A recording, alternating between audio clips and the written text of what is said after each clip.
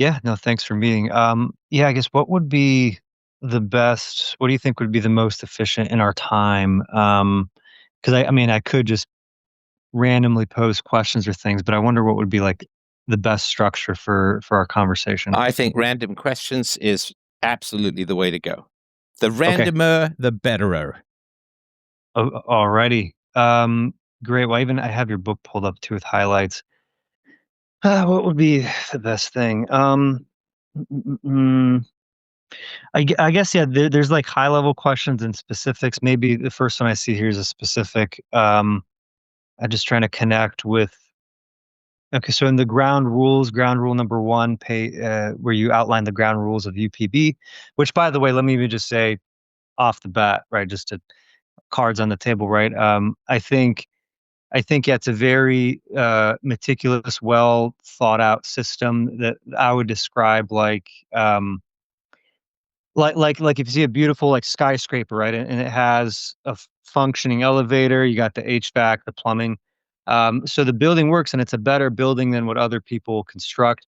My questions mostly would focus on how the building makes contact with the foundational layer, and so just as a high level kind of characteristic of where I'll be asking some questions, I think. Um, but so, okay, in the ground rule one, right, the distinction between is ought, and then the fact that the human beings generally prefer to live cannot be the basis for any valid theory of ethics. So we have a ground rule there. So then I just wanted to clarify, because where I was a little confused was on one of the things in well, my my pages won't correspond to thing, but when you get to the section universally preferable behavior, UPB 5 proofs. I wanted to clarify first on the syllogism: organisms succeed by acting upon universally preferable behavior. Man is the most successful organism. And even this concept of successful species, I just wanted to know when you use the word success here, in what sense were you intending in the argument? Well, I mean, successful in terms of we are the unquestioned dominant species on the planet, and we possess characteristics that no other species possesses, right? So, apes have rudimentary intelligence and so on, but we have conceptual abilities and language abilities not shared by any other creatures. So, Yeah, success is in terms of dominance over other species spread across the planet, ability to adapt to just about any environment, and the fact that we have this, truly awesome conceptual ability would be that definition. gotcha. Thanks. Yeah, so I mean, and I would agree with that. Certainly, can't dispute that. So I guess we're the dominant species, and obviously we have these abilities. I mean, unmatched abilities. Reasoning, conceptual, the will, the way we make decisions. But then I guess I'm thinking like, which slice of that is the operative slice to make the UPB work? Because, for example, if we were to say succeeding at, reproducing and passing on genes, well, we could say that bacteria beats us on that dimension. We could say power, and in some sense that's true. I mean, we dominate everything, but yet viruses still somehow can wipe us off. So there is some tension there, I suppose, from just pure power over all other life forms. And then obviously, then when we have like, sure, the beauty of the arts, culture, intellectual proofs. I mean, just all the accomplishments of the intellect that we've done. Certainly, that's a thing. But I guess, yeah, which one of those three slices, or is it a kind of the aggregate of those three dimensions, or others that are most relevant to making with the UPB claim? Sorry, I didn't quite follow that last point. Could you give me a The page reference? If we're looking at the same thing, that's probably a bit easier. Yeah, sorry, on the Amazon Kindle, the pages are so on the desktop view, it says page 31. That's not helpful, but the chapter is universally preferable behavior. And then you have the subsection UPB 5 proofs. And or if you do a control find, it's where you have a syllogism that says organisms succeed by acting upon universally preferable behavior. Okay, so let's see here. I'm just looking for which of the proofs is it? I don't see a number on it. There's 5 proofs, so there's I mean, it's the when I flip on my desktop, it's the second page before the section that says UPB optional and objective. All organisms require universally preferred behavior to live. Is that right? Oh, organisms. Oh, well, actually, sorry. That's interesting too. It was the one. It was the one in the following pages, but I did have that marked as Okay. well because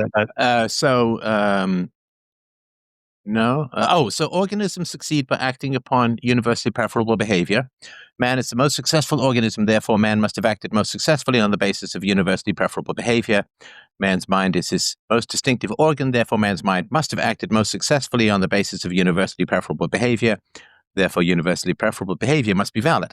And, of course, another way of putting that is that someone cannot argue against universally preferable behavior if universally preferable behavior is required for them to live, to learn, to make an argument, to discuss, to debate.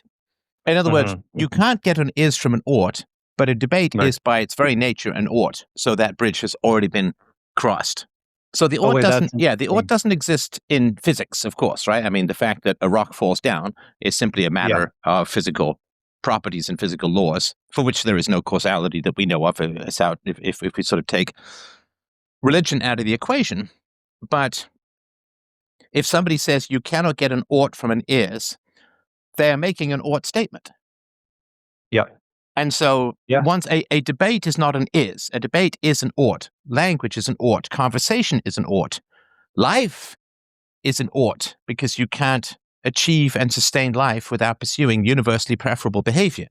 Food, shelter, reproduction, and water, and so on, or liquid.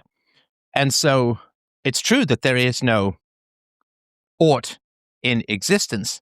However, life is the result of following universally preferable behavior.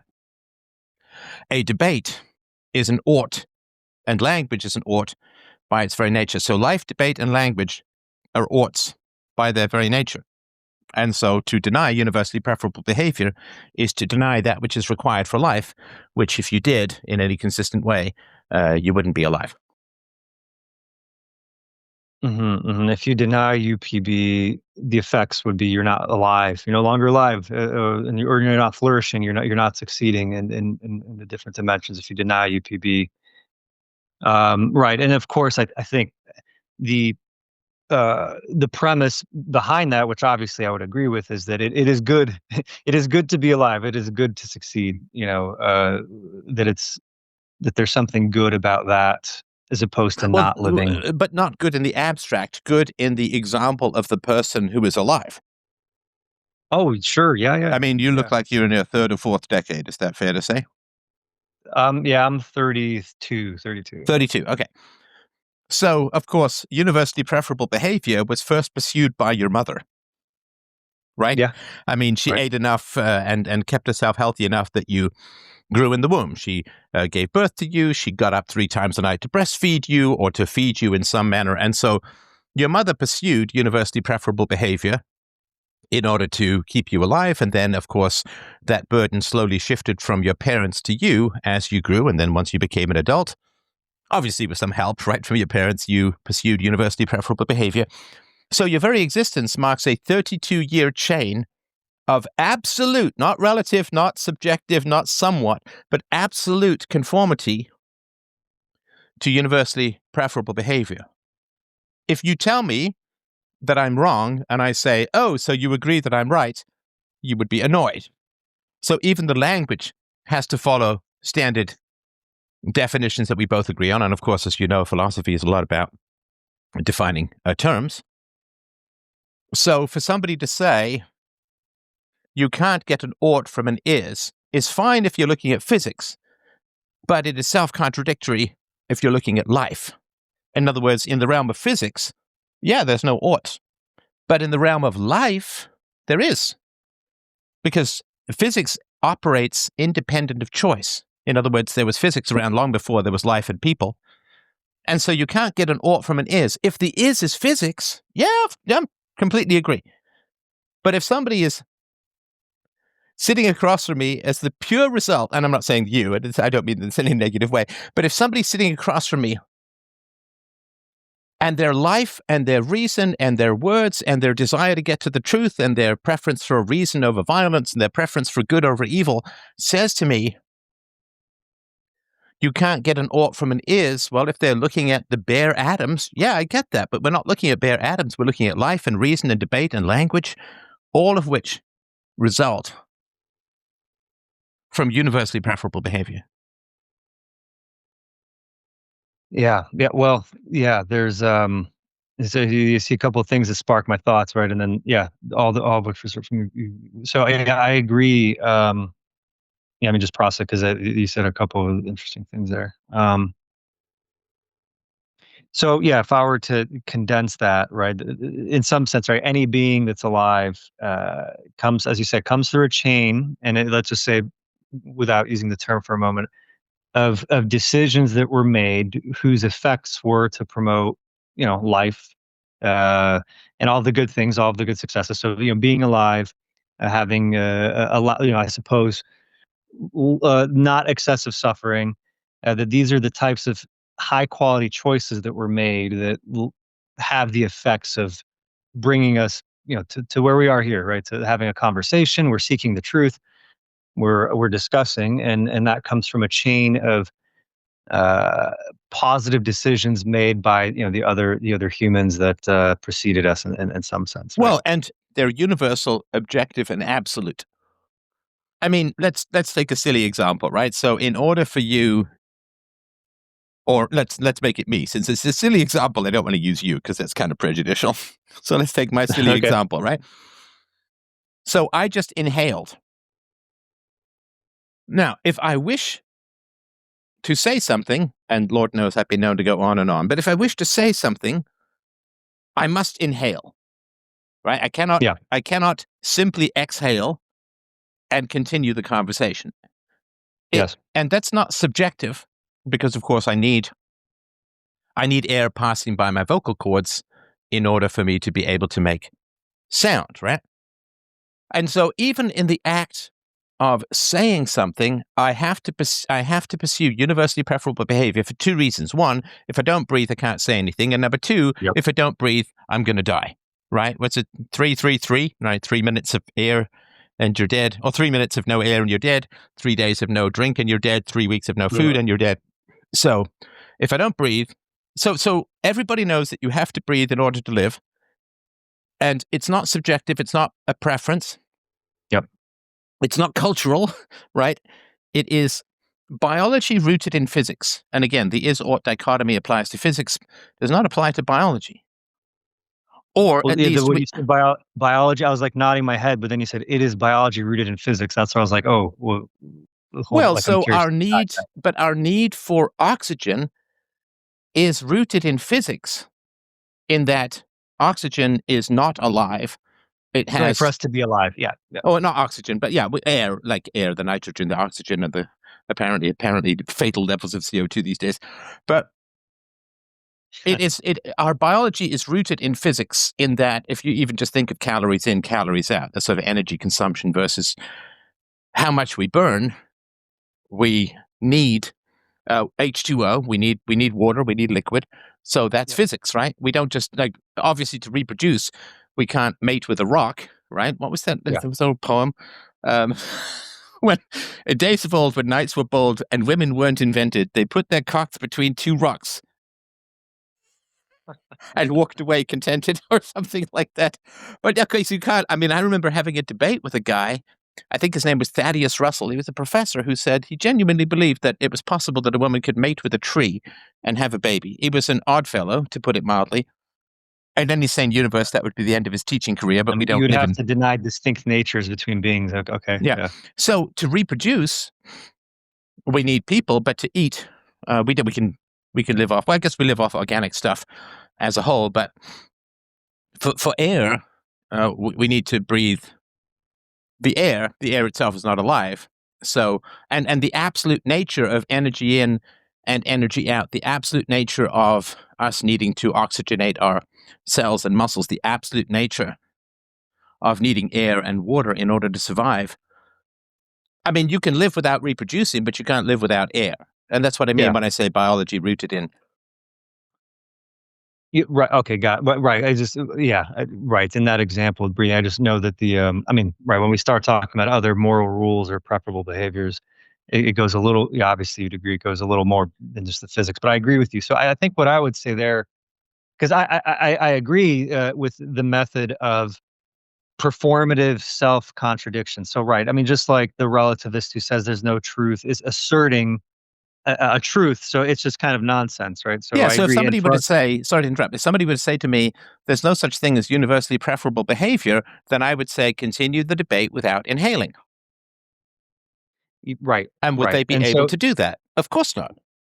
right. So exactly. So, which to me is another way of highlighting that there's an underlying structure that we rely upon. So as soon as we engage in the act of conversation, seeking the truth, all this stuff, it presupposes the norms. It presupposes the oughts, as you're saying, that there is, for example, that it is good to pursue truth and to remove falsehood. Right. We cannot help because as soon as we engage in the activity, as you said, I mean, we are presupposing the ought, we are presupposing the norm, and so the only distinction I make is that we're not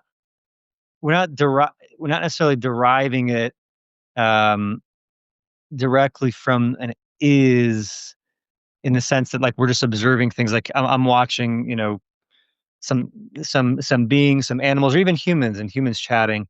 It it seems to me I would use the language that we're presupposing it. Just like with logic, right? You can't prove logic, but anytime you speak and make a proposition, you're presupposing the condition of logic because that's what makes the whole thing work. Sorry, If why? logic didn't exist, Sorry to yeah. interrupt, and sorry if I missed something. But why can't we prove logic?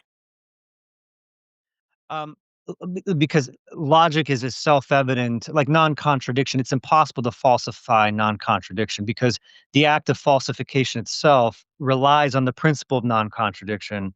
And so it's one of those things where you can't, pull yourself out of it and then falsify it because any act of cognition is bound by logic. Like it's something we just rely on. It's impossible to falsify it. I wouldn't. I wouldn't. I'm sorry to be annoying. I wouldn't. Oh I no, wouldn't. sure. I wouldn't. I wouldn't agree with that, because for Well, what would be me, the experiment? Yeah, what no, would be no. the Sorry, experiment you could but for construct? me, Oh, sorry, go ahead. logic is derived from the non-contradictory behavior of matter and energy. So actually, I'm glad you brought this up because we could explore that because yeah, I think yeah, I noticed that language there. So I mean, let's just break that down. So I'm observing matter and energy. So right, let's say I'm observing and whatever. I mean, if you want to pick what we're seeing, maybe we're looking at some electrons spinning, or we're No, looking let's at set the level of sense data, because that's where logic came from, right? okay, So let's say okay, we're sure, looking at a bird. okay. Can something be both a bird and a rock at the same time? I mean, let's not go with silly statue. It's a statue of a bird, right? Can No, no, no, sure, something? yeah, Yeah. Can a bird be both a bird and a tree at the same time? And of course, the answer is no. Can something be yeah, both a right, tree and a cloud at the same time? The answer, of course, is no. Can something be both a circle and a square at the same time? Of course, the answer is no. Can 2 and 2 equal 5? If there are two rocks, can you turn them into 5 rocks? Just without touching them, or just like moving them around without splitting them or anything funky like that, right? yep, And so logic is derived from the empirical, objective, non-contradictory nature of reality. And so I think that logic is entirely provable, because it is, in a sense, the shadow in our minds cast by the universal objective behavior of sense data, and sense data of universal matter and energy transmitted by sense data. So logic is provable because it accurately describes the nature of, and I say sense data because we don't want to get all kind of funky with quantum physics, and because that was long after logic was defined, and quantum physics all sure, cancels out long before you get to the level of sense data. So, something cannot be both a table and an elephant at the same time. yeah, And, an object is either itself or it is something else. It can't be both itself and something else. A is A, and, Aristotle's 3 basic laws. So we get logic out of the non-contradictory and consistent behavior of matter and energy, So I think that logic is proven by its concordance with the stable properties of matter and energy. Yeah, so the words that I would use to agree with because I agree with the underlying principle, but I think when we say derive, so what I would say is that our we have the pre-existing faculties, the capacities to exercise, recognize identity, non-contradiction, but until we have the content that the sense data provides, then we can't really be aware of it. Because to your point, it isn't until I see the bird that my intellect can recognize as, oh, a bird is not a rock, a bird is. So in that sense, like I agree that you need content to evaluate and see the principles in action. With no content, there's nothing to evaluate. I mean, I can't have a thought if I have no content. I'm sorry. So I I'm agree that sorry. I'm sorry. I'm not sure what you mean by content here. content, which in this case could be like a sense data, a thing that I'm thinking about. So in that sense, right, if I've never had sensory experiences, I wouldn't have any content to think about because I Well, haven't but seen anything. sorry. I'm sorry to. I don't. It seems like a bit of a cart before a horse thing because our senses evolved to serve our survival. So if you didn't have any sense data, you wouldn't ever have evolved. You wouldn't be alive.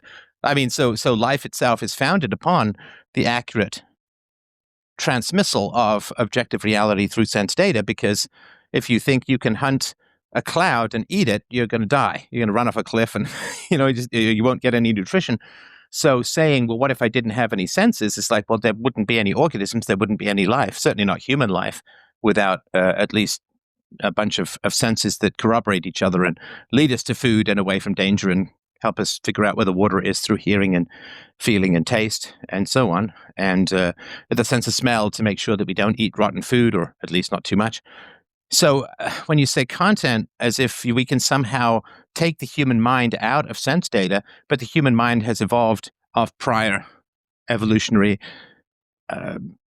earlier ramifications or permutations of sense data, so we wouldn't have a mind without sense data, we wouldn't be alive. Um, well, yeah, yeah. So, I mean, I see the point you're making as far as like our anthropology and like our history of what But I think you know, uh, even in that narrative, right? I think if you would agree that we both have to concede a little bit of humility in like the spark of consciousness, right? We don't really know and can't definitively say like what exactly happened, what that was like, how the intellect arose.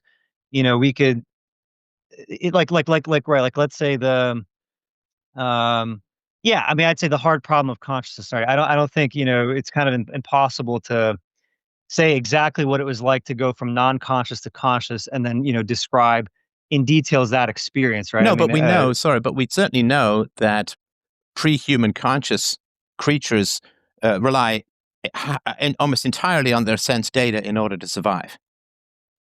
And so yeah, yeah, sure. we Yeah. know that senses precede human consciousness. And so human consciousness, to me, we became conscious when we thought about sense data. I know that doesn't really say that much, but dogs don't really think about sense data. They just sort of react. But when we can think about sense data, we can start to abstract principles from them in the way, yeah, we can get math from balls being thrown around, but dogs can't. They just sort of follow the balls. But we know for sure that there was sense data before there was human consciousness. And of course, you and I are relying on sense data to have the conversation, and we're relying on the objectivity and universality of sense data, with some exceptions for our eyes are slightly different shapes, our ears are slightly different levels of acuity.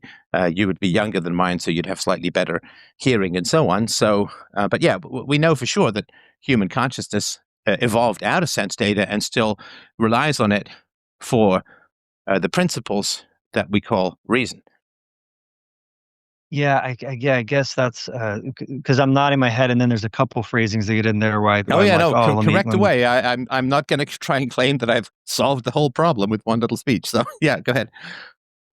So I could say it's right, which true, right? The order of events is, as we understand it, as you said, there's sensors, there's beings that are exposed to senses, and right, if we go with the whole narrative of like the primitive eye, where the worm just sees, binary, light versus There's no like their light, light and sensing cells and so on. Yeah. right. If we buy into that, and then somehow it proves, into like more specificity, but then there's still the mystery of like an actual aware being that is now abstracting, like the function of abstracting and thinking. Because this is kind of tricky, but um, a lot of when we get into the narrative storytelling of like our origins, there's a risk of hindsight bias where because I know that I'm here and I'm conscious, I'm doing everything, then therefore then we kind of apply that in reverse. So what I mean to say, sorry if I'm not being clear. What I mean to say is that ex ante, if I didn't know, right, if I didn't know that this is how the story is, that consciousness would emerge and that we're doing these things that we're doing now. I mean, here we're talking on a computer and we're, universally preferable behavior.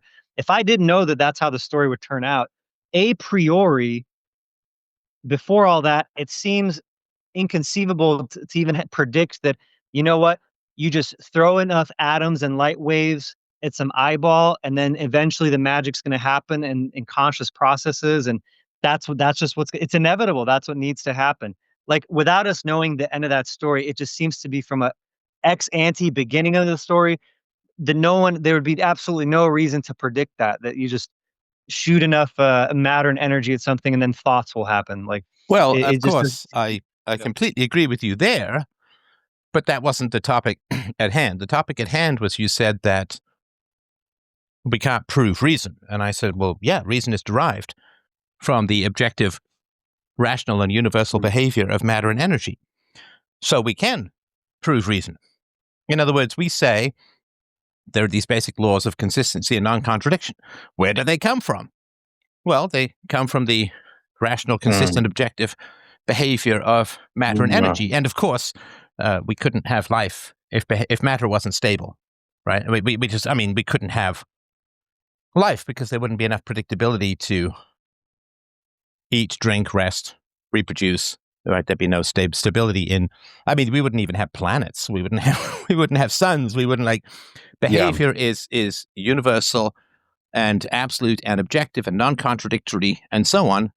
All of which are not coincidentally the properties of reason. So I would say that reason is the shadow cast by the stable properties of matter and energy. And if there was matter and energy at the sense level, at the sense data level, that contradicted reason, we would be insane. Like that's how we know someone is insane. Because if somebody says that tree is both a tree and a cloud at the same time, we would know that that person was psychotic. They had lost reason. That's how we know the difference between our nightly dreams and our waking experiences. Our nightly dreams are self-contradictory. And our waking lives, we inhabit a universe that is not. I mean, people can be self-contradictory, but the universe cannot be. So I would say that reason is the extrapolation into universal principles and rules that follow the rules of physics to a T, that matter is stable and predictable and generally inert, and there's, centrifugal forces, there's forces of momentum and inertia, and objects are stable unless changed, right? I mean, a tree is a tree until it dies, and then maybe it falls over or something like that, or it burns. But things are what they are until some outside force acts upon them, which is an object as itself and nothing else. And of course, we couldn't live if that wasn't the case, because our kidney is our kidney. It doesn't suddenly turn into a ferret and chew its way out. Yeah. So, Oh, so all yeah. of No, our life I agree. requires. No, And no sorry, objection on me. air doesn't nourish us and then poison us from minute to Yeah. minute. So there's all this stable stuff. But sorry, go ahead. Yeah. No, I was gonna say, yeah, there's no objection from me as far as describing the intelligibility and the order that's found in an external world, that even without human beings, like the world itself has an intelligible order, as you said, that doesn't self-contradict itself, right? There's a stability, there's a consistency. So I have no dispute in that, Well, in the that's order the of the proof world. of reason. The proof of reason is that they are principles derived from the stable and predictable and non-contradictory behavior of matter and energy. That's the proof of reason.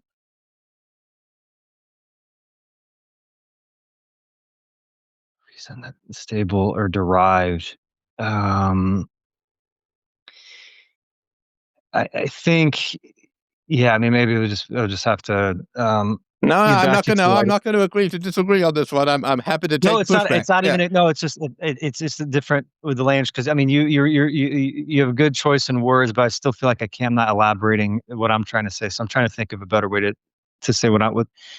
I think Well, our hang on. Sorry, ability. but do you agree that reason corresponds to the objective, non-contradictory behavior of matter? I mean, you could say energy, but let's just say matter for the sake of simplicity.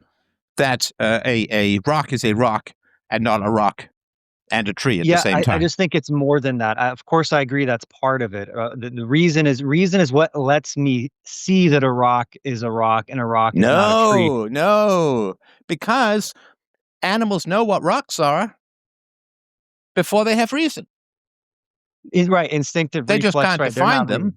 but I mean, they have to because they have to know the difference between a hole in a tree and a hole in a vagina, or where they can reproduce, Sure. or Yeah. something like Yeah. that, right? But no, Sure. so it is not that reason identifies things in the world. We only have reason because of the stability of things in the world. So an animal knows the difference between food and not food, and a dog knows the difference between a ball and an elephant. And so, and Well, if you were to put nose if you right, put and gravel, sorry sorry, to be a pain, but if you put gravel in a dog's bowl, it may sniff it for a moment, but it's not going to eat it. It knows the difference between gravel and food, though it would not be able to define those things in any abstract way. Sorry, go ahead. oh, I was gonna say, yeah, sorry to be a pain, but for a lot of this, right when we use words, I'll like kind of so we don't equivocate because I agree in one sense, right? The animal knows the difference, but certainly when I say knows, when we say a human knows, we mean a kind of a different phenomenon. We don't mean it in the same way. No, I no, mean, just no. I'm sorry to be oh, so contradictory. I oh, you really mean do it in the same apologize. way? Oh, No, okay, okay. no, no, both. Because have you been are you a father? I'm a father. Yeah, I'm a Okay, father. Yeah. okay. So do your kids did your kids like something before they had language They like something before they had language to express it. Sure. Yeah. or to understand it? Right. I mean, we know that when a baby is born, Yeah. if you brush its cheek with a nipple, it would turn its head towards a nipple. Right. We know Right. that babies are born recognizing their father's voice if they've heard their father's voice in the womb because the deeper voice penetrates the amniotic sac and so on. And Right. of course, nobody would say that a newborn baby has any conceptual understanding of anything because it's basically a raw piece of human putty starting the journey. So human beings, and of course, there are people who have significant cognitive deficiencies, which might put them at the level of monkeys or apes or something like that.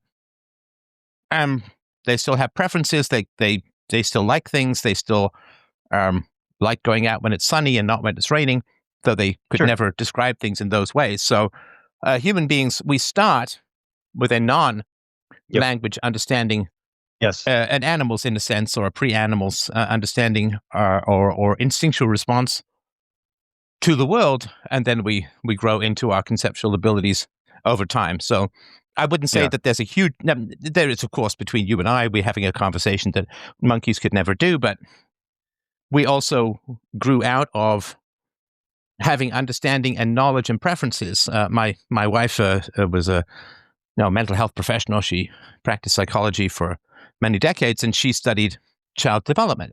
And when my daughter was growing, she's like, "Oh, here comes object constancy, where the ball rolls under the Yeah. couch, and the Yeah. kid does. Oh, the ball's still under the couch, right?" And dogs know Yeah. that too. If you've ever seen a dog sort of sniffing for its ball under the couch, it knows it can't see it, but it knows it's still there. And so, children go through these sort of animal stages of understanding before developing abstract language and then Sure. Yeah. hopefully rationality. So again, sorry to be a nitpicker, but I wouldn't say that it's a clear line of demarcation between humans and animals. Yeah. Well. Okay. Yeah. Fair. Right. I guess that does that have to go into what is a human. Right. And what's just a animal. If there's a meaningful distinction. Well, we grow out of sense data. Animals don't, in general. Yeah. So maybe I wonder what you think about it if we phrase, if it's an experiment like this, like let's just even start. Man, okay, sorry, I have two thoughts pumped in my head. No, I'm take your sorry. time.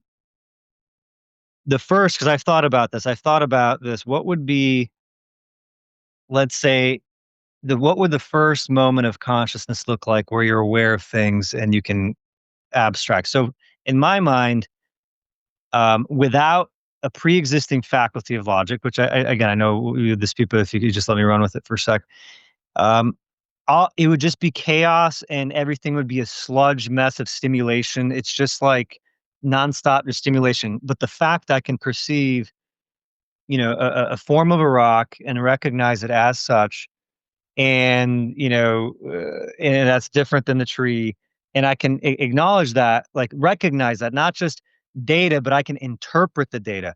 There is an interpreter mechanism on the data. It's not just data, but I have a judgment layer on top of the data.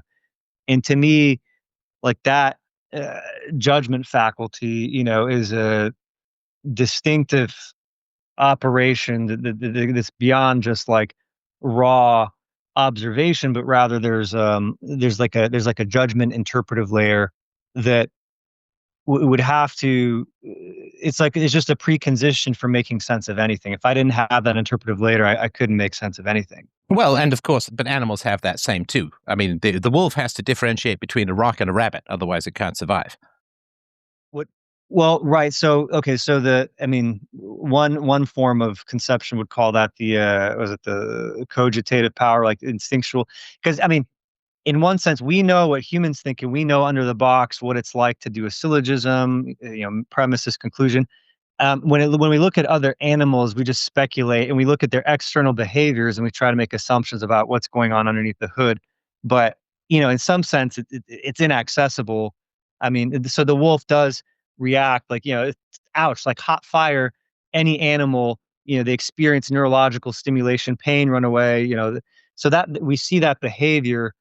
But to what extent is that just some reflexive, reflexive mechanistic kind of instinctual thing versus a higher order level of analysis and deliberation, evaluating the pros and cons, like a discursive operation of the intellect. Yeah, no, I mean, for sure. I mean, the senses are evolved in order to differentiate food from non-food, in order to differentiate predators from non-predators, in order to differentiate mating opportunities from non-mating opportunities, which is why female dogs give off a smell, and they're in heat and so on, right? So the senses Yeah. evolved to serve survival, and so what human beings do, I would argue, that's different. And this is a huge topic, but just sort of to take a brief swing at it.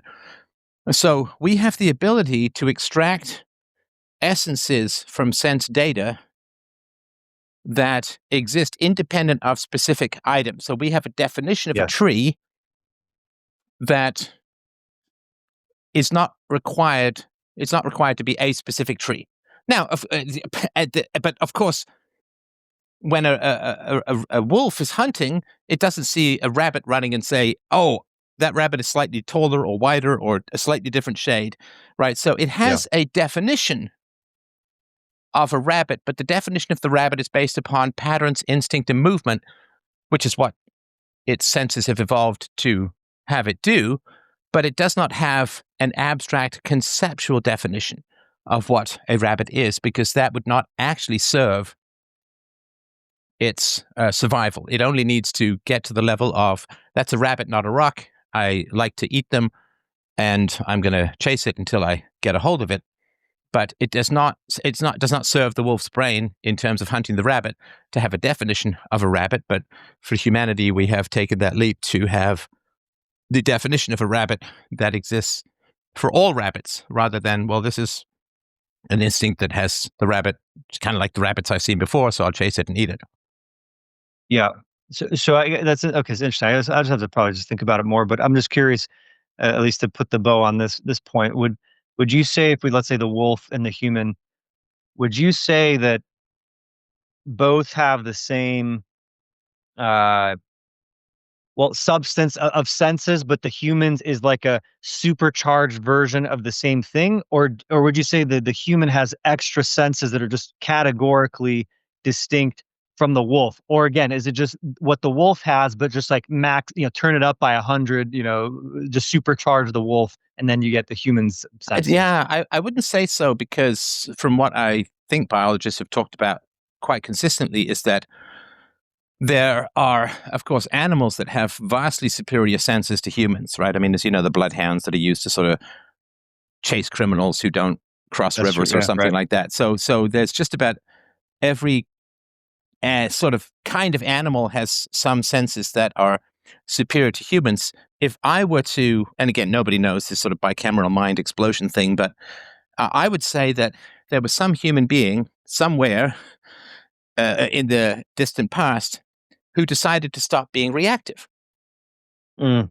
And when you to be proactive is not to hunt animals, but to domesticate them. It is not to go around looking for random fruit. It is to plant and grow crops of your own. And going from reactive to proactive was really the foundation of civilization, because then once you've gone from reactive to proactive, then the quicker you can define and understand things, the more effectively you can harness the goods and energy and resources and so on of domesticated crops. And of course, the other thing too is that there is a way that this all spreads, right? So whichever person or group or tribe first figured out this sort of proactive, don't just react to nature, but proactively, fence it in and plant it and harvest it and so on.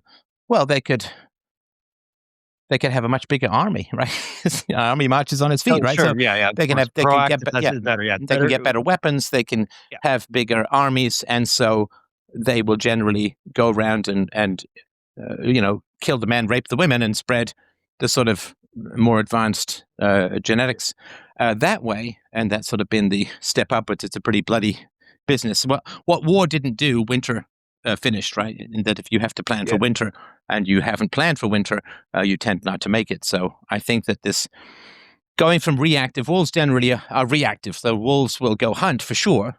But they will not build a fence to keep the rabbits in and then feast at their leisure, right?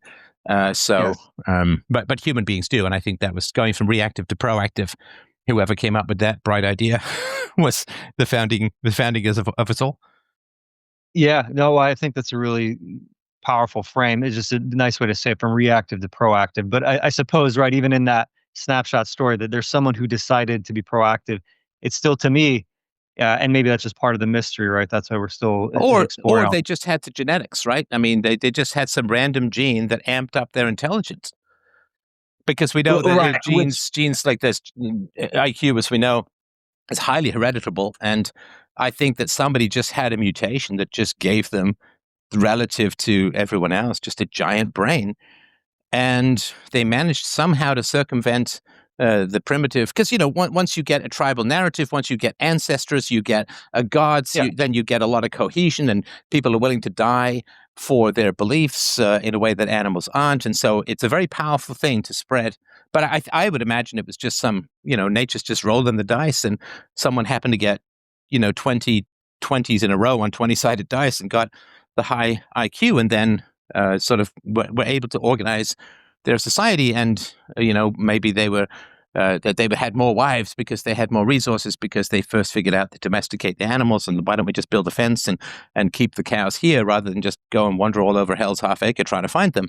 And, I would assume that gave that person, and then eventually that tribe, higher reproductive capacities, and you'd spread that high intelligence that way. Yeah, well, certainly, the skill provided and propagates itself through all those advantages you mentioned.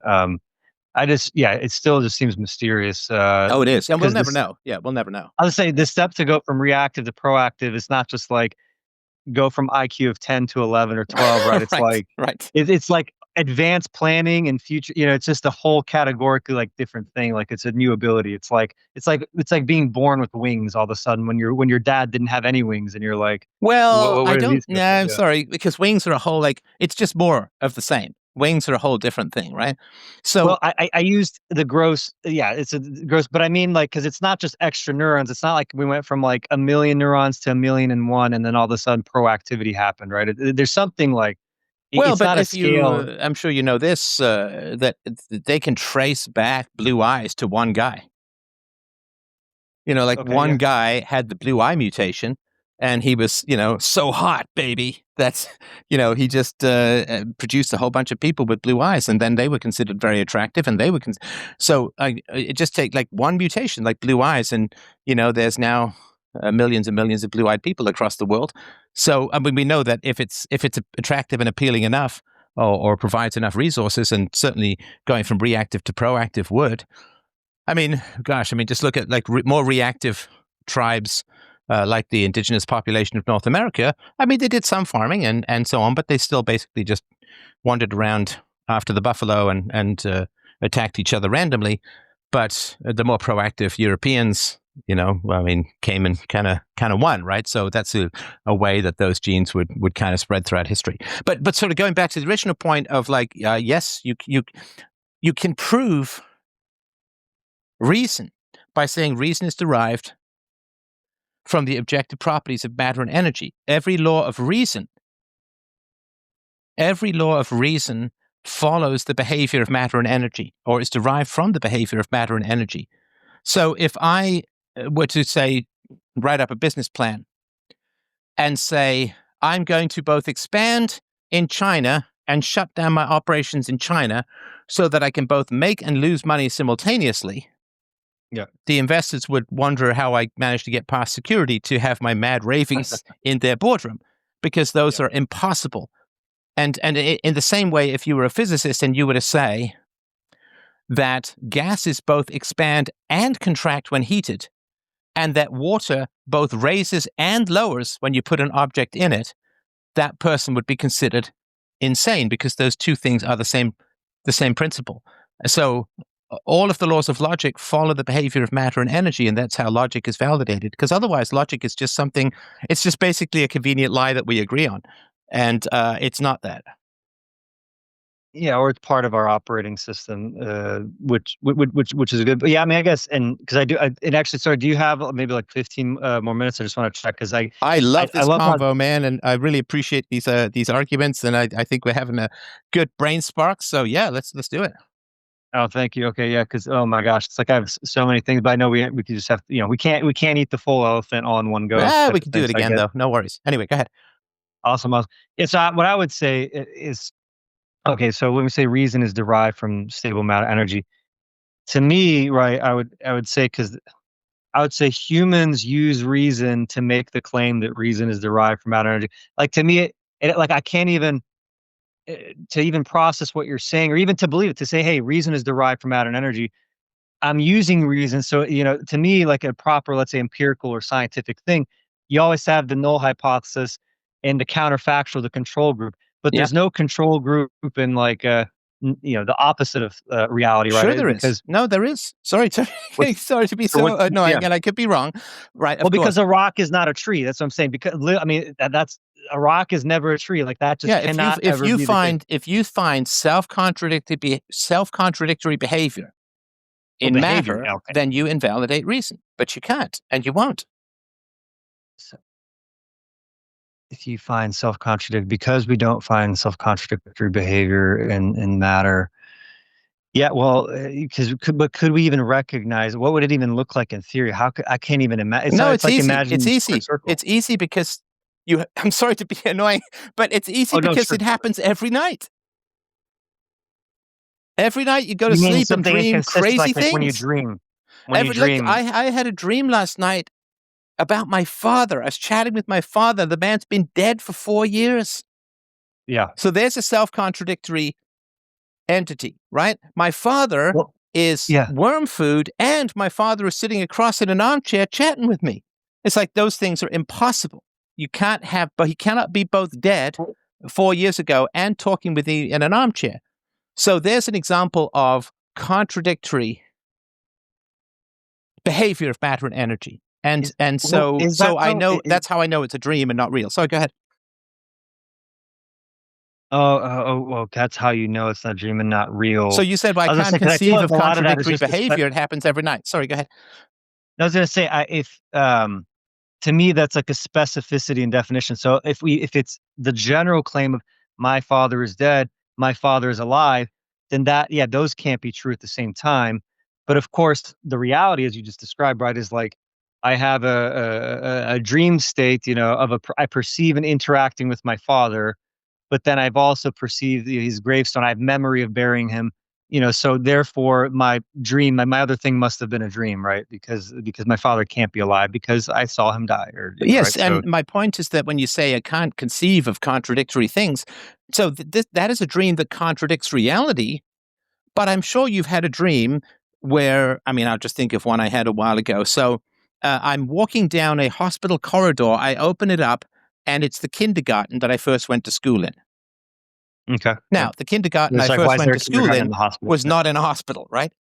And of Right. course, we've all had it where, you pick a flower and it turns into a candle, or you jump off a building and suddenly you can fly.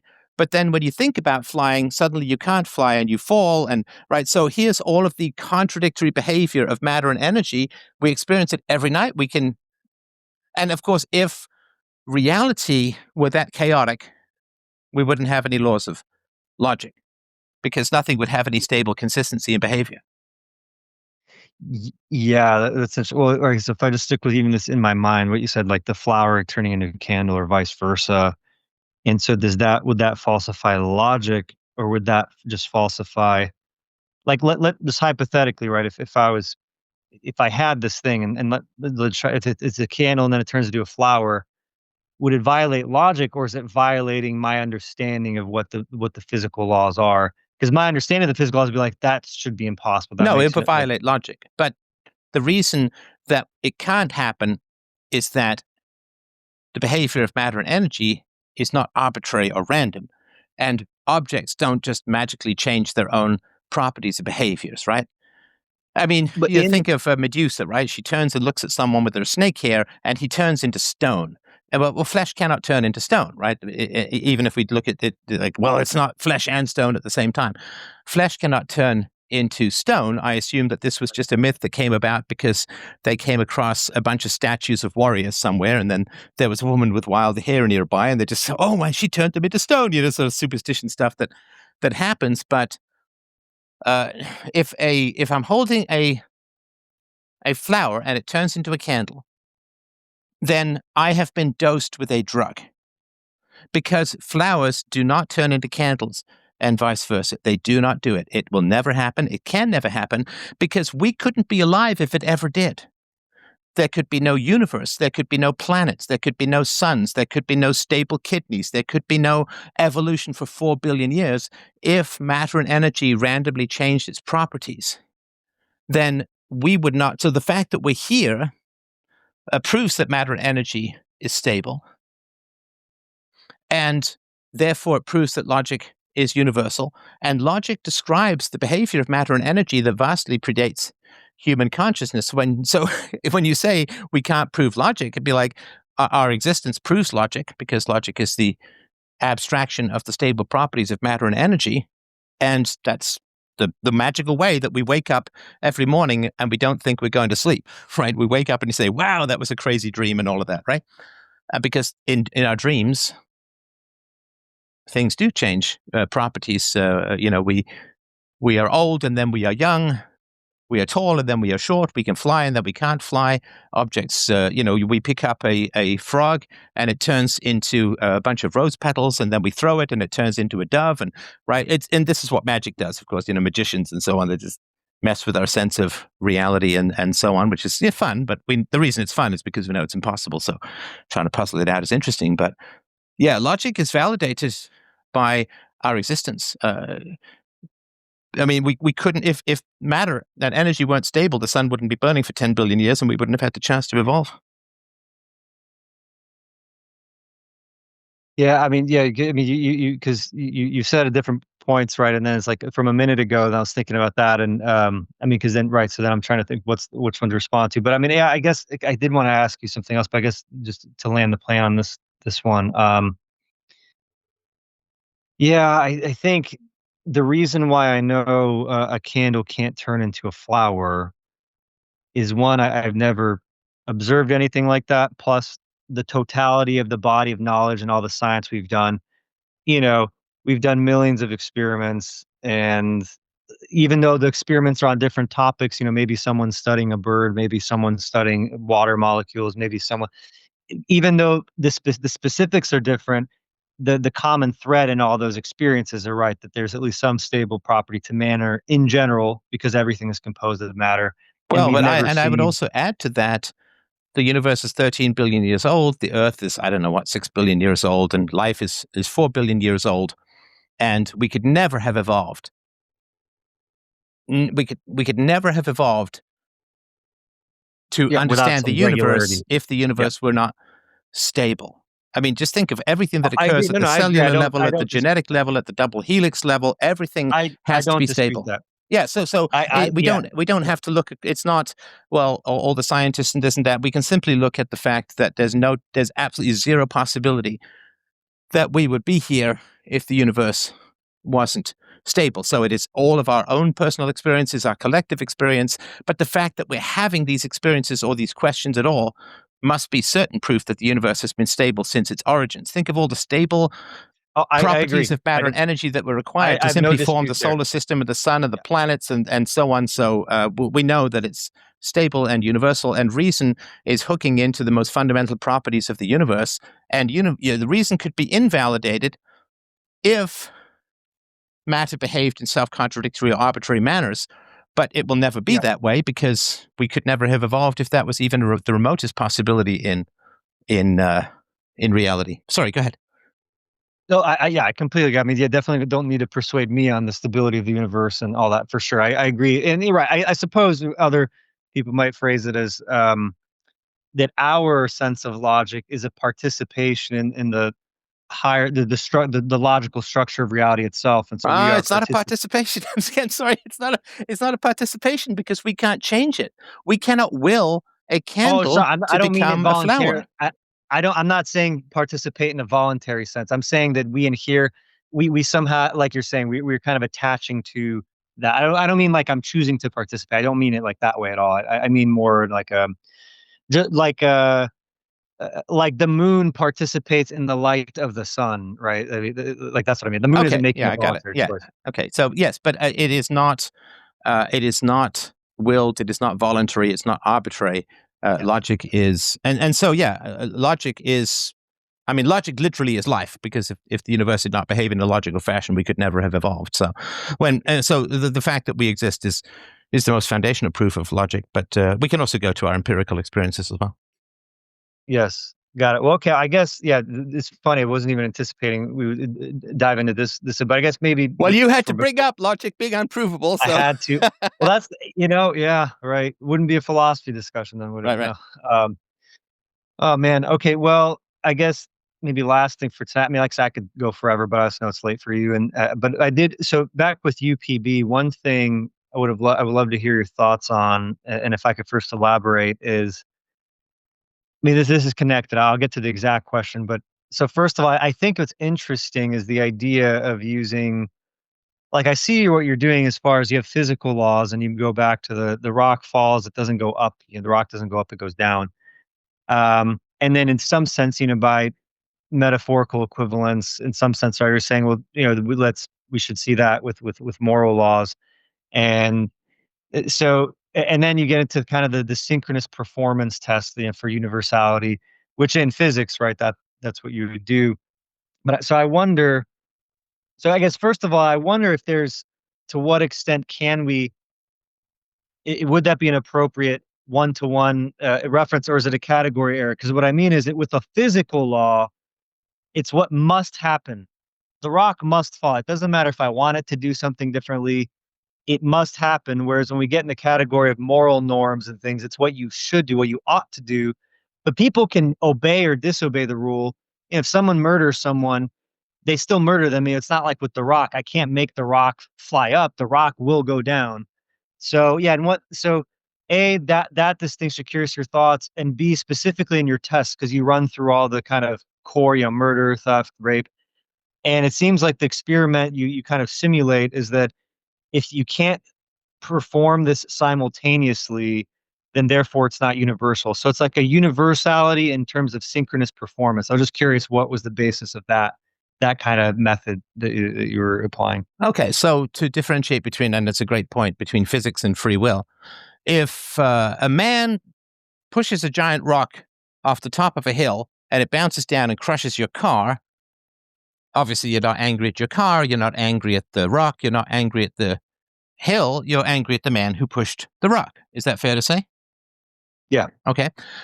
If, on the other hand, it's a terrible storm and the wind blows the rock, then you might be annoyed that you parked your car where the rock happened to land, but you would not be angry at any particular individual because that would be the simple operation of physics with all of the sort of chaos and unpredictability of weather. It's still not conscious or volitional. Is that fair to say?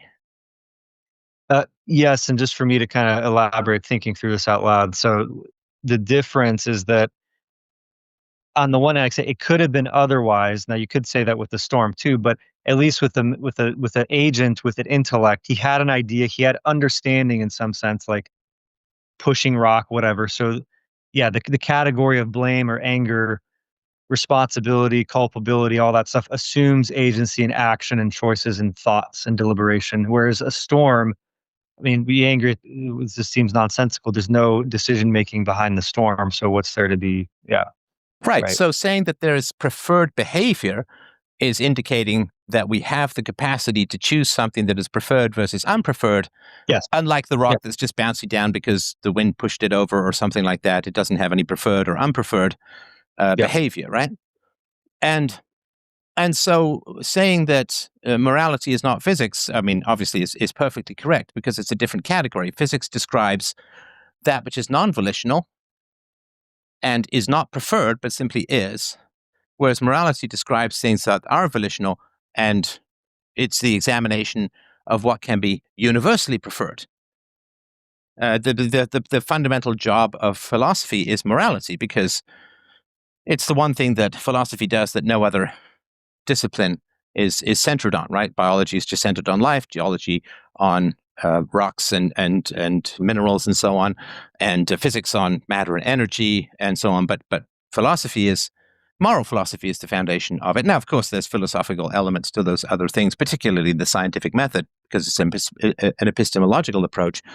But it's morality that philosophy is focused on. Science will not provide you with morality. It will provide you cause and effect. Biology will not provide you with morality. It will only talk about genetic success and failure. But it is philosophy that talks about that which is universally preferable.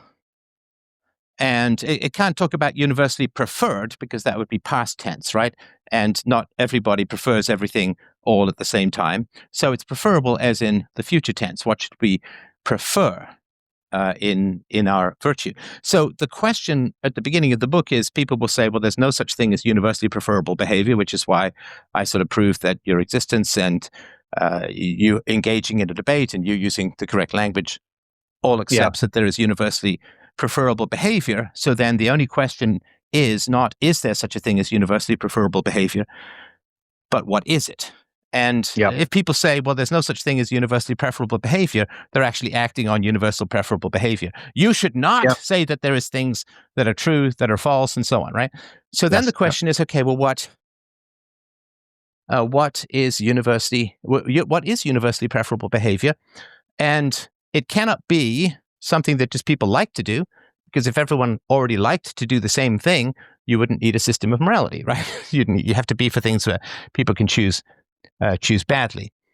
So then we look at the traditional categories of ethics. These are my categories, but they're pretty common in ethical systems: rape, theft, assault, and murder.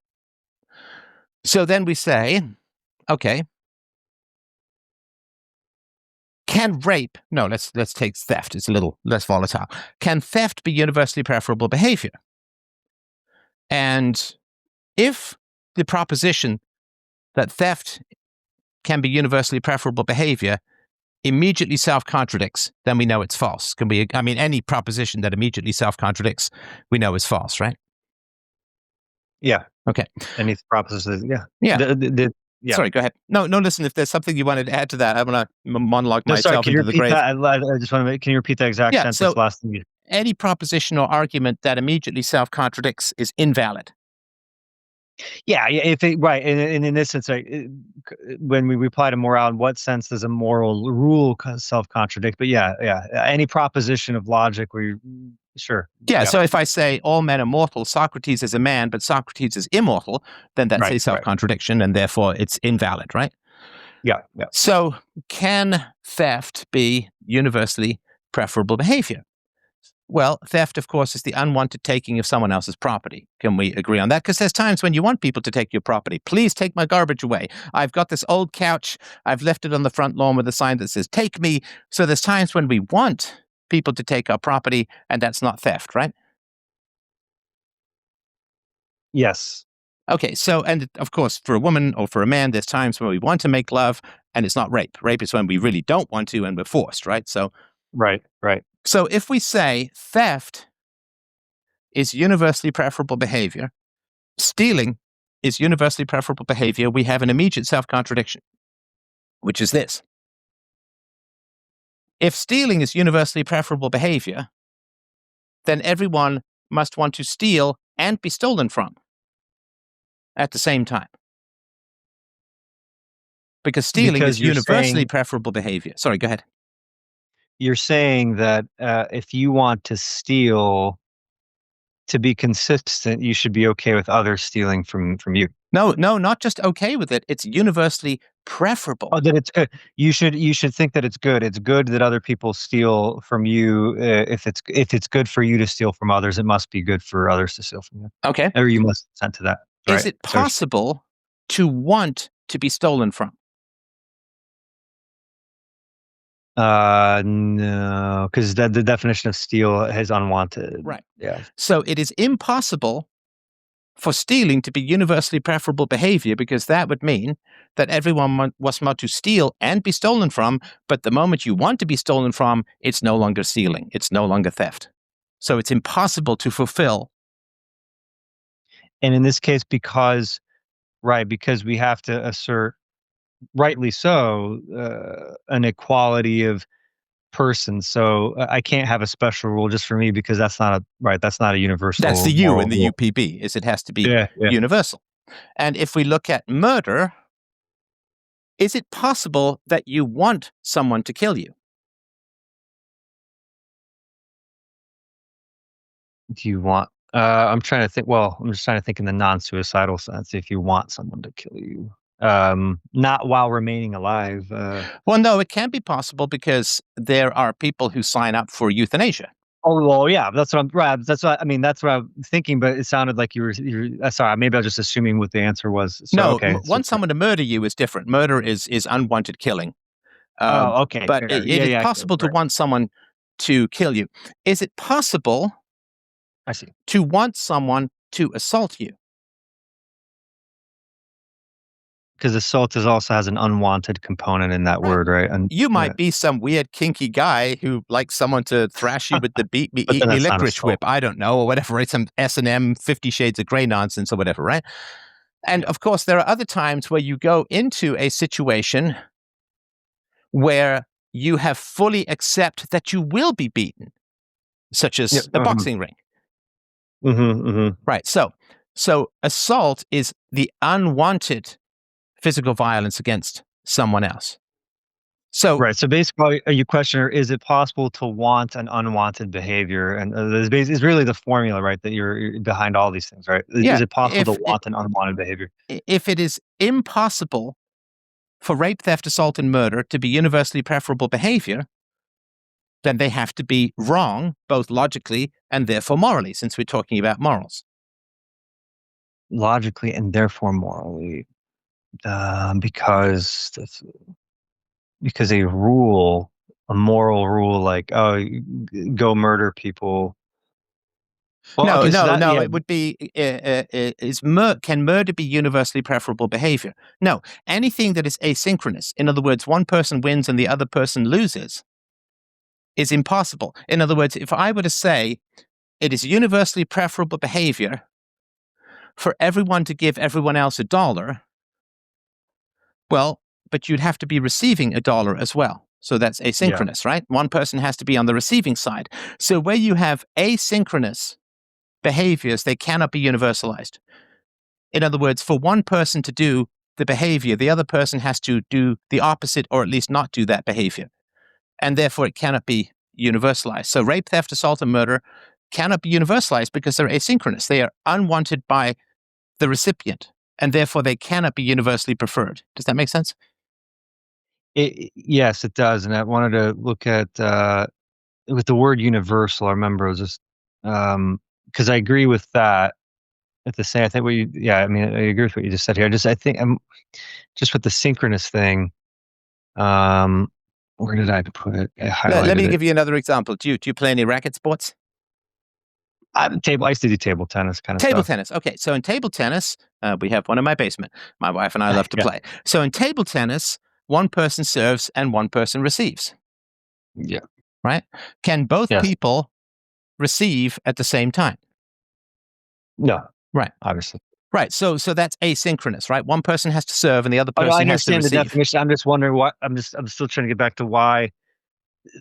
Like again, in physics, I understand, but in a rule, like why does for me universal is like the rational applicability of a rule, where a person understands the terms of the rule and then applies it, as opposed to an action that needs to happen. No, because all we're doing is judging a theory. Okay. Right. We're just judging the theory. If somebody gives you a scientific hypothesis or a mathematical hypothesis or something like that, they give you a scientific hypothesis. Okay. Then the first thing you would do to see if that scientific hypothesis could potentially be true is to look for self-contradictions. And if there are self-contradictions in the scientific hypothesis, it is invalid by definition, right? Right. Which let's just give an example of a immediately self-contradictory hypothesis. Well, I mean, if I let go of this ball, it's going to fall down and up at the same time. Yeah. Right, exactly. Or the gas is going to even before any observation, you can't even get off the ground with doing the experiment because the hypothesis is incoherent. Yeah, or it's just self-contradictory. So if there was a mathematical theorem that said, okay, if we assume that 1 equals 2 and go from there, you wouldn't read any further, right? Right. Because 1 does not equal 2, and so everything that you get from that is downstream from an invalid conjecture, and therefore is all going to be incorrect, right? And so I hate to say with morality, forget about the people, because of course it's people-centric, but a philosophy must first evaluate a moral theory to see if it is self-contradictory. We don't think about what people do or don't do, or what they like or they don't like, or anything like that, because we have to first evaluate the moral theory. Right? So if somebody was an engineer and came to you and said, I want to build the bridge out of clouds, spit, and balsa wood, would you go any further and evaluate their blueprints? Well, of course, in that and in that is right. So I guess, can we apply that analogy with the moral rules? So if somebody says theft is universally preferable behavior, we would look at it and see if it self-contradicts, and it does. And therefore, we would say that's an invalid theory. Now, if somebody were to say some people should steal and other people should not steal, then that breaks universality. Because you have a category called people for which you have opposite rules, which would be like a biologist saying that mammals are both hot-blooded, have hair, give birth to live young, and the exact opposite of that as well. There's some mammals that do that and some mammals that do the opposite. They're cold-blooded, have no hair, and lay eggs. And you would say, of course, hang on, if the definition of mammal is warm-blooded, has hair, gives birth to live young, then why would you divide some mammals into that definition and then the opposite definition? That wouldn't make any sense, right? Right. What basis do you have for making a distinction in the right? And because they have the shared nature, and then human beings, right? We have a shared nature, so why separate the categories of humans? Well, especially to separate them into diametrical opposites. Now, we can say that human beings should not eat human beings, but human beings can eat animals. And the reason for that would be that human beings are capable of moral reasoning and animals are not. Human beings are capable of negotiation and animals are not. Human beings are capable of ethical understanding and animals are not. So there's an objective set of distinctions that we can have different rules for. But you can't just say we have a category called Homo sapiens that have opposite moral characteristics based on what? Based on what? And there's no particular answer, therefore the artificial categorization into opposites is invalid. Okay. Now we can say, and again, this is just to show how the theory works in sort of more practical application. We can say that people who have an IQ, say, of 40 or 50 are not capable of processing abstract reasoning and moral principles, and therefore we may want to confine them because while they're still human and maybe there'll be a cure at some point, they're not operating at a level of moral reasoning that would hold them to be responsible. They would sort of be acting as animals in a way. And again, through no fault of their own, it's just sort of bad luck. But so the human is not just the DNA, but it would be foundationally the capacity for moral understanding, which most human beings have. Yeah. No. Okay. I agree. No, I appreciate that. Yeah, I have to chew more on that because yeah, I mean, I agree with. I mean, I like how you're framing that. So I'll just have to think about that more. If I may ask, last question, and maybe this, if this is a quick one, great. If you think it opens up a can of worms, and we can just punt it till later. I live for the worms, like my father. Anyway, sorry, go on. So I'm curious in the UPB framework, like, okay, there's certain things which ultimately boil down to the non-aggression principle, and certain things you say here wrong. But then as far as like positive things where, enforceability or aggression might not necessarily be, operating things. For example, right? Let's say, like what you've done, you've spoken truth when it had consequence, and so you exemplified is a virtue of courage. Let's say, and there's a certain virtue there. So in the UPB let's framework, call it courage, not foolhardiness. Though I appreciate the it may be a little bit blending towards the latter, but okay, go ahead. Let's call it courage for the sake of the argument. Or whatever. Even just in general, the idea of speaking truth when you might get fallout is right. So there's when bad things happen, but you speak the truth. So we would say, well, that's a good thing. That's a virtuous thing.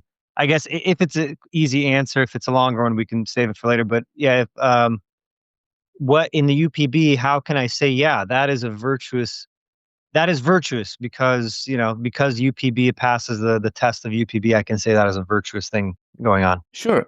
So in UPB has 5, and I wish I could shave him down, but let's say 5 categories of action. And there really are only 2, but there's good and evil, right? Good and evil is sort of 2 sides of the same coin. There's one coin, but 2 sides. So there's UPB compliant, right? So can theft ever be universally preferable behavior? No, it cannot be because of the aforementioned self-contradiction that immediately manifests. Now, can respecting property rights be universally preferable behavior? In other words, is there an immediate logical self-contradiction in the proposition of a respect for property rights being UPB? No, there is not. Everyone can simultaneously, without contradiction, respect everyone else's property rights. Yep. So if we imagine everybody falls asleep, and coincidentally, all the billions of people across the world have a nap at the same time, no one is stealing from anyone else. They're all respecting each other's property rights, and there's no innate self-contradiction in the way that there is if we say that theft is universally preferable behavior. Does that sort of make sense? Right. We pass that it doesn't fail before launch. The rocket doesn't collapse before we even launch it. We can actually build the rocket, and it passes the first stage of coherent theory. Yeah. Right. So there are behaviors which are generally considered negative, and we'll take a less controversial one, such as being late. I don't know if you've ever had that. Oh, no, yeah, and I saw. Sorry, just because I did read all your distinction, like the aesthetic things and like rudeness. Okay, so So I am familiar with your categories, and I can go back to the section. And I mean, sorry. No, but just for those who haven't read the book, just very, very briefly. So there's sure. UPB, and then there's APA, aesthetically preferable actions. Being reasonably polite, being on time, being honest, and morally virtuous, speaking truth to power, being courageous. These are all positive actions. And the question is, why are they not UPB? Well, because they can't be universalized. So when I'm asleep, and this is what I call the coma test, right? So can a man in a coma be evil? And we would have an instinct to say, well, no, he can't be virtuous, but he sure as heck can't be evil, right? But if I'm asleep, I'm neither raping, assaulting, murdering, or stealing from anyone. And so I'm at least not doing evil, if that makes sense. I'm not doing ugly harm to others. And so I am not inflicting on other people. So evil generally is when an unwanted violence is inflicted upon someone else. And the violence is almost by definition unwanted. Otherwise, it's role-playing or something weird like that, or boxing, which is not unwanted but accepted as the sport. So unwanted violence inflicted on others requires that someone be acting to inflict the violence, and then he have a victim who is receiving the violence. Like nobody would shoot anyone if immediately they got shot themselves, or almost no one, right? And so there's an actor and a victim, which is why it's asynchronous, which is why it cannot be universalized. Now, if somebody is late, and most of us have had that friend, or maybe you've been that friend who's just late all the time, and it's really kind of annoying. You can't plan anything, and you got to cross your fingers and hope for the best. And usually, eventually, this just kind of peters out because it just feels kind of rude and disrespectful after a while. So, but being late can't be universalized, because in order to be late, someone has to be waiting for you. And therefore, you have somebody who's acting to be late and someone who's the victim or reacting, and the being lateness is inflicted upon them. So it's asynchronous and therefore can't be universalized. However, it's still better to be on time, because it's like keeping your word, keeping your promise. It generally is better to tell the truth. But I'm not a Kantian in that if somebody asks me where my wife is so they can go kill her, they can go take a long walk off a short pier. I'm going to lie my ass off, because I do not owe honor and virtue to the evil and violent and murderous. So there are aesthetically preferable actions that are beneficial, but the reason you can't shoot someone who's late is they haven't violently inflicted it upon you. Right? An assault where somebody jumps out of the bushes and beats you around the head with a baseball bat. I'm sorry, I'm getting flashbacks to my Australian speaking tour. But if somebody just jumps out of the bushes, hits you with a baseball bat, they have violently inflicted their will upon you. Somebody who says, I'm going to be there at 7 and doesn't show up till 8, they've not violently inflicted their will upon you. And therefore, it's not asynchronous. The asynchronous domination of violent will from one person to another. So it's better to be on time, but you can't shoot people who aren't on time. It's better to be honest, but you can't shoot people who lie. It's better to be morally courageous, but you can't shoot cowards. But you can shoot a rapist who's about to assault you or your wife or your husband, if that's the way that it's going. So there are virtues which we should strive towards, and they generally are much more important in our lives than UPB. I generally have not wanted to murder anyone over the course of my life. May a few exceptions, but mostly in debates. But I have never wanted to rape anyone. I've never wanted to. I guess when I was younger, I shoplifted a little bit, but that was, I was very young. It's not the right thing. Learned better. I made my restitution where I could. But I don't want to assault people. So I don't go through my life holding back these seething, feral pit bulls of wanting to do all of this evil. But, moral courage takes a little bit of talking yourself into, and sometimes it's a bit of a strain to be on time and so on. So those are the things that I think most of us focus on in our life, is not the great evils that would be criminal, but the generally positive behaviors that tend to edify and inspire, hopefully, others, just as we've been inspired in turn. So aesthetically preferable actions, they are positive and they are good. It's better to be on time, but they're not subject to UPB because they're not asynchronous, and they're not. But they are asynchronous. No, are they? No. So being on time is asynchronous because there's the being late, and then there's the person who's having the being like. There's the person who's being late, and the person who's inflicting on. Moral courage is not asynchronous.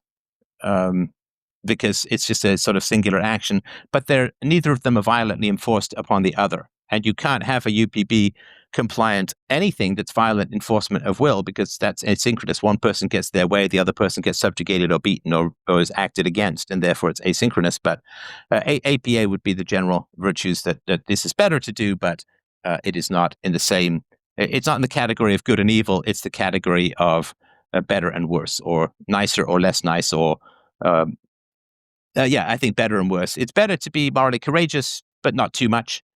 But it's always good to not rape. The APA is subject to the Aristotelian mean rather than the black and white of good and evil. So, as you know, Aristotle says a deficiency of courage is cowardice, and excess of courage is foolhardiness. And so, the things that balance, being on time is good. Being early is probably kind of a waste of time. Being late is kind of rude, and so you want to be just at the right time. And even honesty, right? I mean, it is. I can tell you this from great personal experience. I'm sure you've had the same experience. It is very easy to be too honest in this world, and to be too blunt. And the little kids who say, "Why is Grandma so fat?" Like there's a certain amount of decorum and maybe overly British politeness or whatever that's sort of necessary in this world. You can't just be blunt with everyone, and so on. And so even honesty can be subject to the Aristotelian mean. So those are the things, that sort of delicate balancing acts in life as a whole. But there's no Aristotelian mean between rape and not rape. There's no sort of sweet middle in the middle, like you just don't rape, if that makes sense. So the APA is more the virtues that are subject to excess and deficiency and are better, but have to be balanced, if that makes sense. Maybe in the APA's got it. Well, Stefan, I appreciate you, having a conversation with me. Thank you for having me on. I mean, look, I could go forever because I enjoy this so much, but I suppose it's like eating a good meal. At some point, I just have to say, I'll let this digest, and this is delicious. And hey, Aristotelian mean again. Yeah, I think you're right. An Aristotelian mean in action right now. Yeah. Well, I appreciate it too. And listen, man, anytime you want to do it, I do a lot of stuff that's not, hardcore philosophy stuff. And so this was my original motivation to get into the public square. So anytime you want to talk about it, just shoot me a message and we'll do it. And I'm sure people would really enjoy this convo. Right on. Thanks so much, Stefan. Thanks, brother. Have a great night. Bye. Bye-bye.